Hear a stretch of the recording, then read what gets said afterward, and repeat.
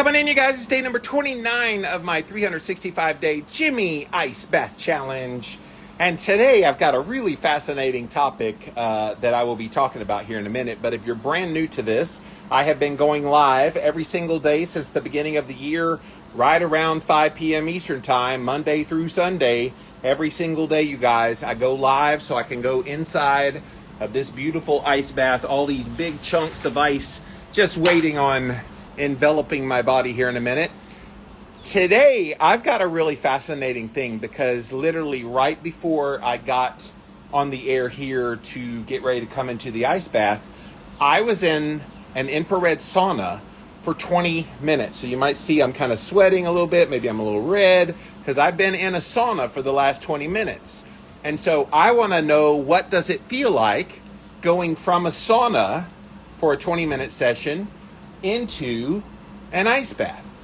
Now, it's very cold outside, and you can see maybe down here, you can see like crystallizing ice. It's like right around freezing temperature in the outdoor temp. It's also been very gusty winds, like 20 mile an hour gusty winds all day. So I don't usually like it when it's cold and windy while I'm getting into the ice bath, but we'll see what happens. So let's set you guys down and tilt it down. All right, 5 minutes on the clock. I am still dripping sweat from being in the sauna. Let's see what that feels like going into the ice bath. Here we go. All right, let's do this. Let's do it.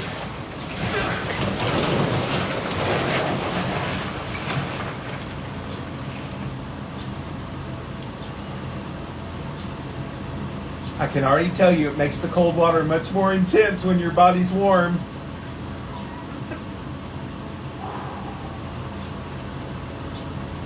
Oh my goodness, yes. It's not usually this cold. It gets really cold really fast.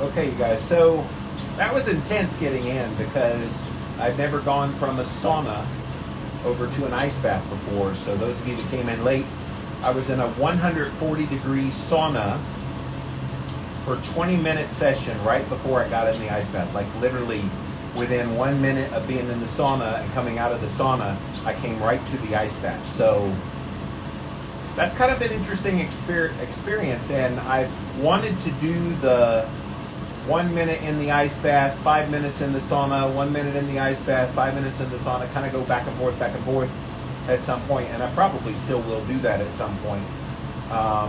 Because going to those extremes, letting your body experience the warmth and then the cool and then the warmth and then the cool, always end with the ice though. People are like, well, I want to go to a sauna as soon as I get out of an ice bath. And I'm like, no. You want your body to warm you up. And when you allow your body to experience those extremes in the temperatures, it does some magical things in the body. And I think it increases your flexibility on a lot of things. I'm going to tell you in real time when I get out of the ice bath if I feel any differences from having been in the sauna. I can tell you the upper part of my body that's sticking out of the water, my head, still very warm. I can feel the warmth from the sauna still. The feeling inside the water, the cold water, is the same as it always is now. After that initial kind of whoa, now it's my hands are getting numb, my toes are getting numb, and the rest of my body's okay, which is pretty typical when I'm in this ice bath. So I wanted to see what it would feel like going from the sauna to the ice bath. not so bad. But I do like that idea of kind of going back and forth between the two. That's supposed to be wicked. Like when you get out of the ice for a minute or two, then get into the sauna for 5 minutes, and then go back to the ice and go back to the sauna. You're supposed to, when you're done, just kind of be, just like so floating, so exhilarated. It's a magical thing when you allow your body to be exposed to these extreme temperatures and how the body responds in a positive way. Everybody likes to focus on the negativity, and trust me, I hate the sauna. I don't like being hot.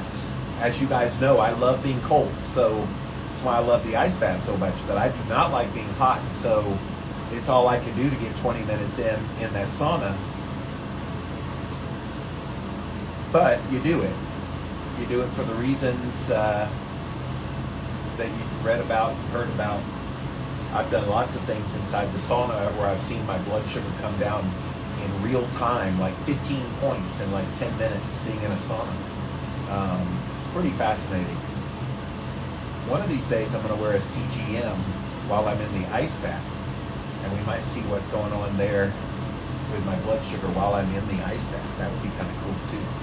I got all year to do stuff like that, you guys. So, all right, we're down to the last few seconds. Let's work our way up. 3, 2, 1.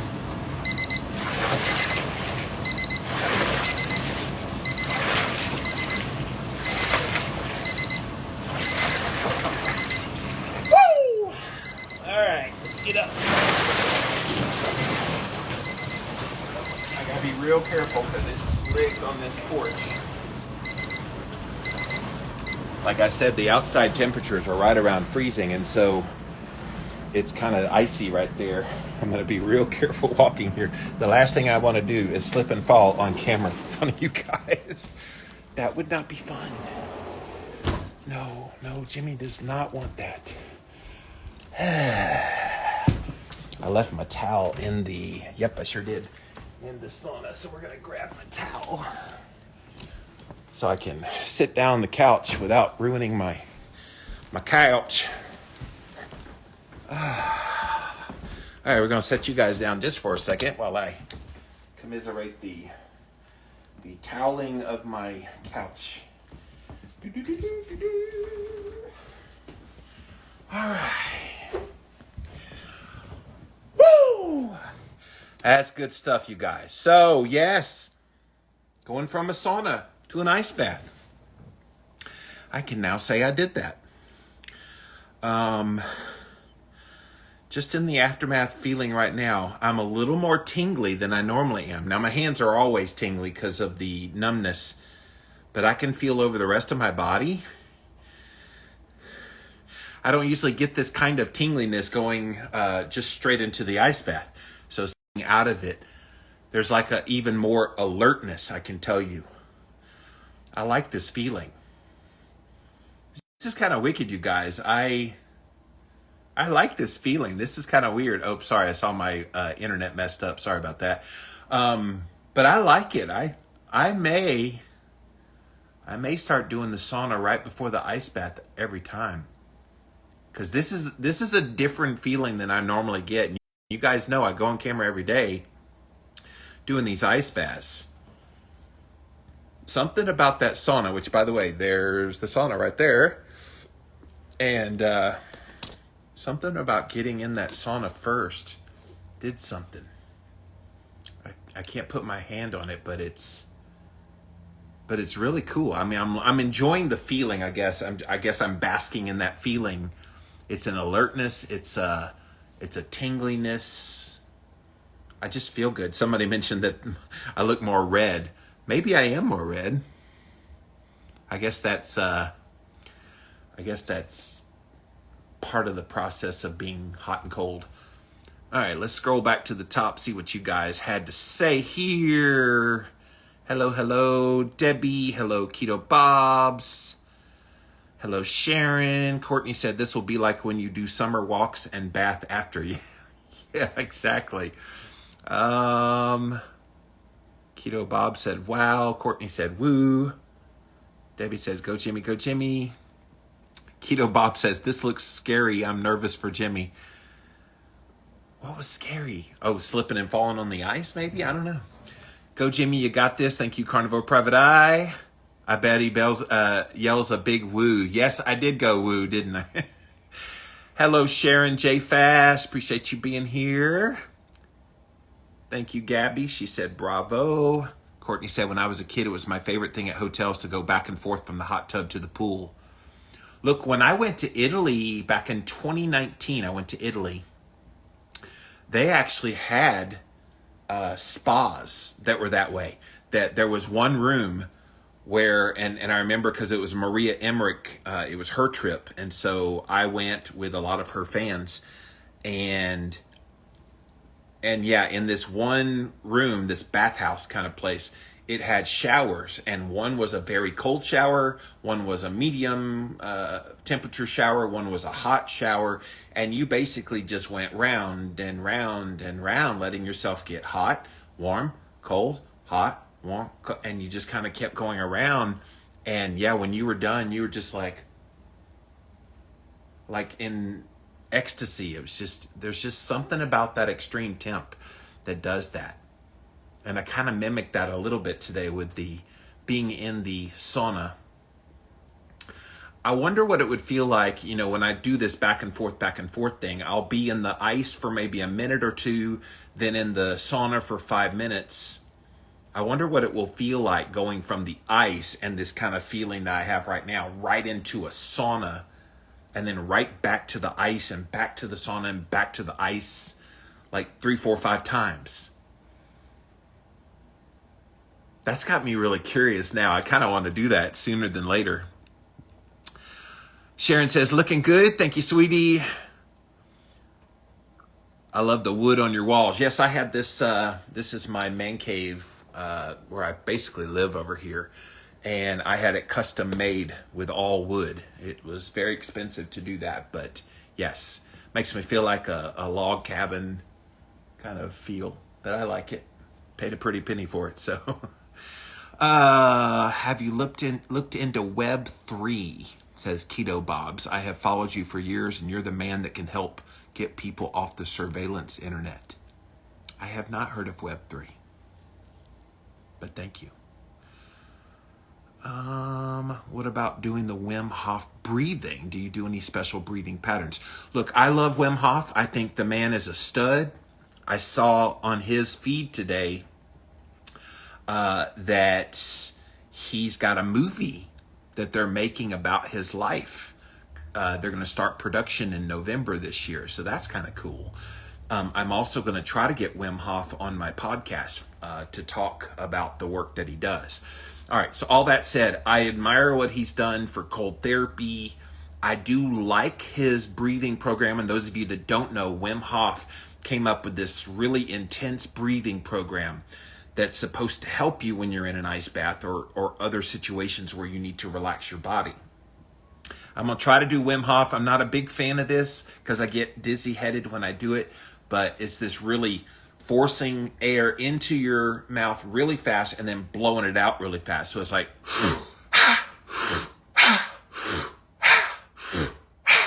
And so you do that over and over again. I knew I was going to get dizzy.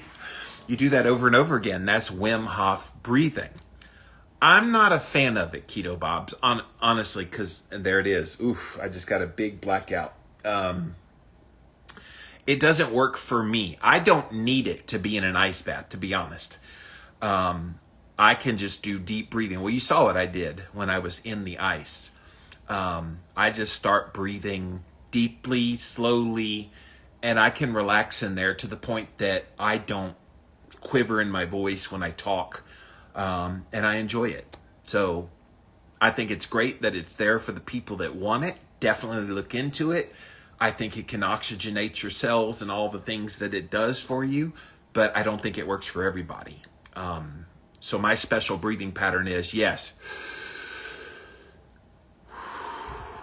just deep, slow, methodical, and that's what helps me. Holly says, do you sleep there? Yeah, I sleep straight upstairs. There's a bed right up there. And then, yeah, my sleep pattern lately, I'm going to talk about this soon. I'm going to go on Ben Azadi's podcast, but I talked with a sleep expert because I've been having this really weird sleep pattern, you guys, for the past 2-3 months, where I go to bed at, say, 7:30, 8 o'clock, but then I'm wide awake between midnight and 1. So then I get up, I'm up for a few hours, and then I go back to bed at around 4 o'clock or so, 4 or 5, sleep for a few more hours, and then I'm awake for the day. And so that's called segmented sleep. Most people sleep continuously throughout the night, but I've been doing segmented sleep, and the Oura Ring lets me see what quality of sleep I have. And so the sleep expert I was talking to just yesterday, she's like, do you feel good? I'm like, yeah, I feel good all the time. I feel good. I just get really sleepy a couple hours after my ice bath. And then I'm wide awake right after midnight. And then I start getting sleepy again around 4 or 5 o'clock in the morning. And then I sleep till about 7 or 7:30 some days. And then get up and do my work. But in that interim, in the middle of the night, I'm able to get up and do things as well. So I was reading an article in the Atlantic magazine. Online, you can look this up. And in the article, it talked about how prehistoric man, medieval times, this is how they slept, was segmented. They would go to sleep right around sundown, sleep for a few hours, and then be awake for a few hours, just do all kinds of stuff. You can imagine the things that they would do. And then they would go back to sleep again. And that was the normal in medieval times. And so Jimmy's gone all medieval, apparently, because I've naturally fallen into this. And it's not like I'm purposely trying to get up at, midnight or 1. I just get up. And it works for me. I like it. I like it a lot because I can get up, and it's so peaceful in the middle of the night. From like 1 to 4 o'clock, it's so quiet in here. It's so quiet outside. It's peaceful. I get a lot of work done in that time. So if you ever see me post things on my stories or something at like obscenely early times of the day, that's what's happening. I'm up during my segmented sleep, the little period between those two segments. Bob says it's tied to the currency and NFT coins. It is building community away from Twitter and Instagram so they don't control what you say. Hey, I'm all about that, dude. So I think these social media companies have gotten out of hand.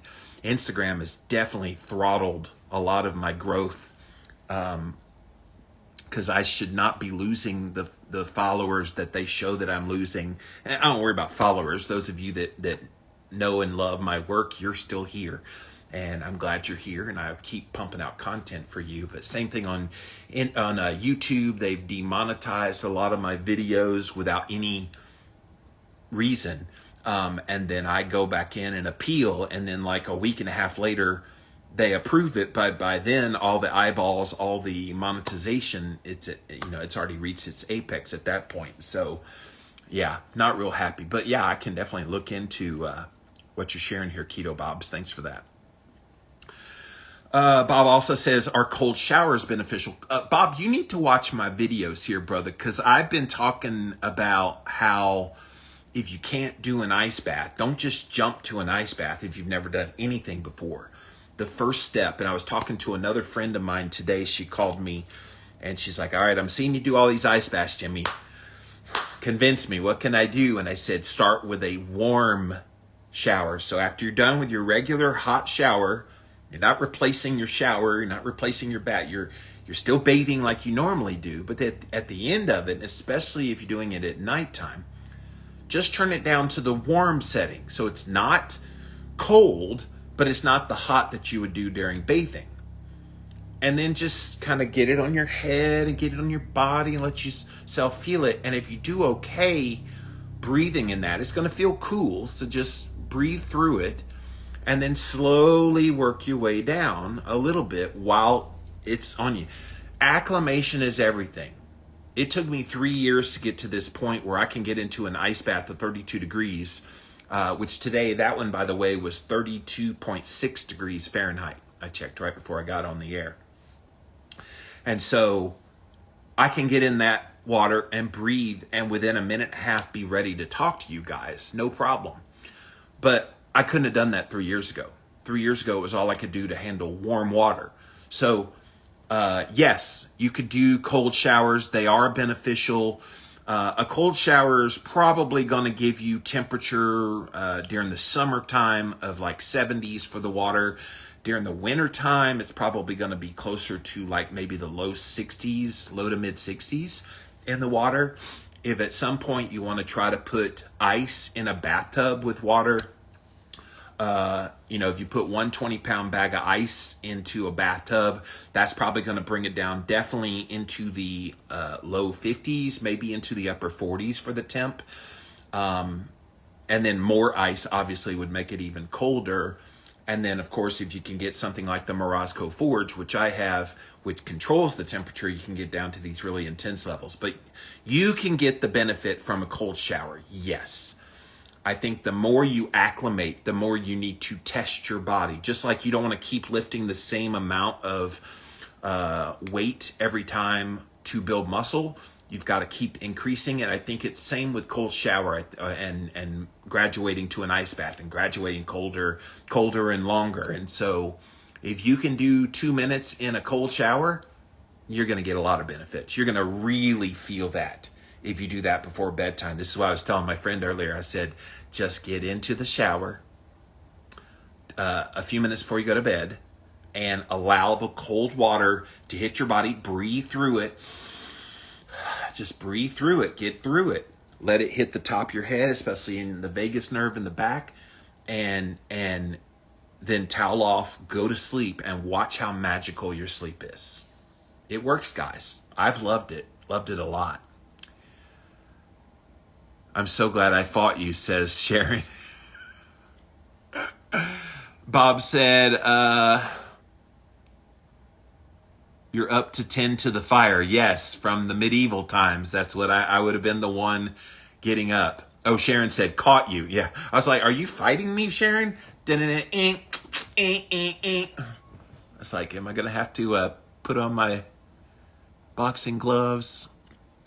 I would love to pontificate. I have dove deep, and this is an amazing opportunity for people like you. Okay, good. Reach out to me. I've gained like 30 pounds. I've fallen off, Jimmy, trying hard to get back to full keto. Look, I mean, keto's simple. Just get back to the basics. Eat your real food. Focus primarily on animal-based foods. At first, don't worry about macronutrient ratios. Don't worry about, should I eat more fat or protein? Just eat animal-based foods that you enjoy and just eat them in abundance. And if you do that, then you should be able to get back on track again. I would even minimize just any vegetables or anything. Just start with carnivore.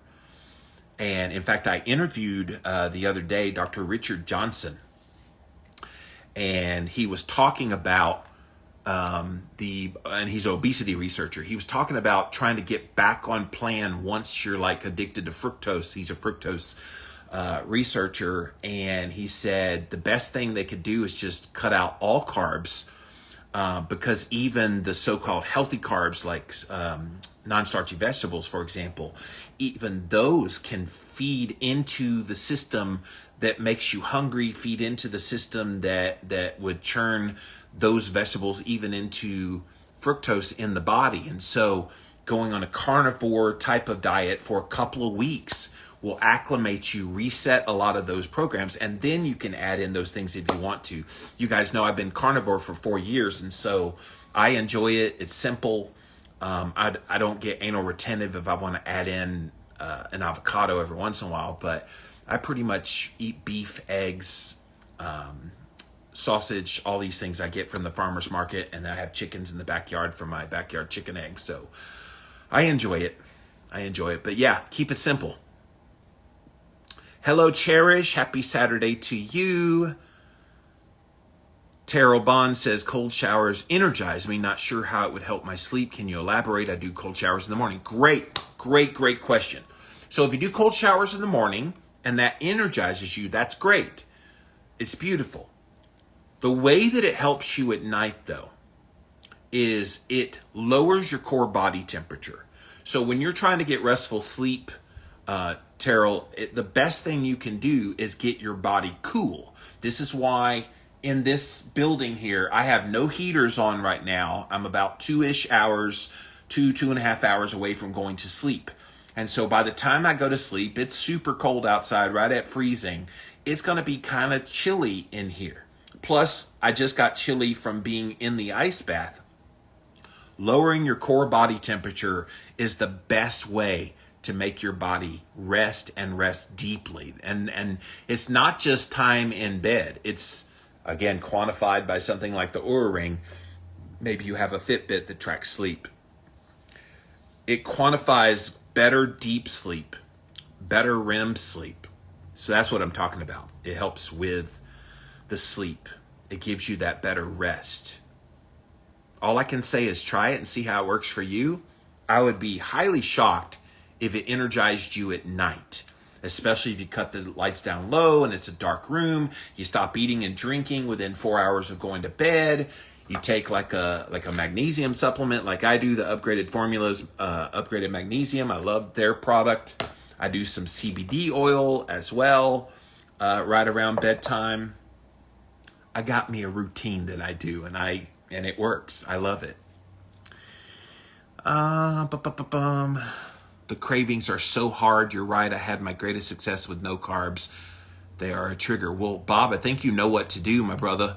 If the cravings are hard, yeah, focus on the meat, focus on the eggs, and just see how you do. I mean, the best thing you can do is and eat those things to satiety.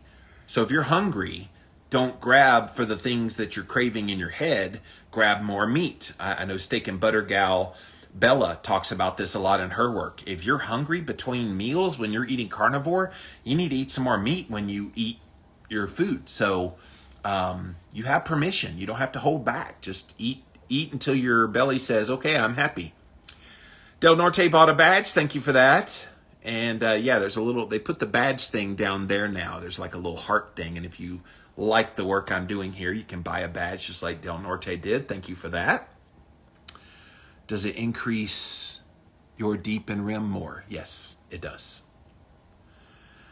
Terrell says, I will try it tonight. Yes, I would love to hear you report back how it works for you, because the magic of cold is in what it does after you're done with the cold.